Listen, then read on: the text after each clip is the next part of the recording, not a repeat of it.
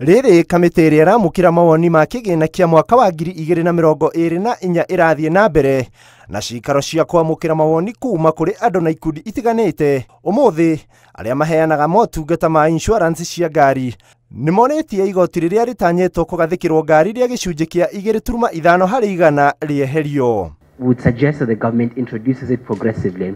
Possibly that is where we're coming from with the 1%.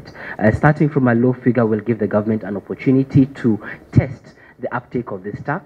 Magĩtemania mawoni mao mbere ya kamĩtĩ ĩno ĩrĩa ĩtongoretio nĩ mũmbunge wa kũria, maugĩte wona igoti rĩrĩ rĩagathĩkwo andũ aingĩ nĩ megũtiga kũrĩhĩra ngari ciao insurance na ũguo kũnyihia thũgũrĩ ya wendia na ũgũri wa ngari oro ũndũ ũmwe na thũgũrĩ ya wendia wa insurance. Presentation says it was discriminatory because those people who have high valued vehicles were paying less than 2.5%, which was actually the truth.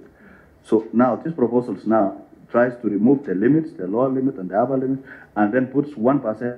Ihinda-inĩ o rĩu arĩa nao maheanaga motungata ma ndege gũkũ bũrũri-inĩ nao nĩ morĩtie igoti rĩrĩa rĩtanyĩtwo kũgathĩkwo harĩ marĩhi ma tigiti wa ndege meherio kuona nĩ mekũhatĩrĩria bũrũri harĩ ũgendi, kuona agendi aingĩ maya kwaga gũcera gũkũ bũrũri-inĩ kũrũmĩrĩra thogora wa igũrũ wa marĩhi ma ndege. Recommend that the committee keeps the status quo.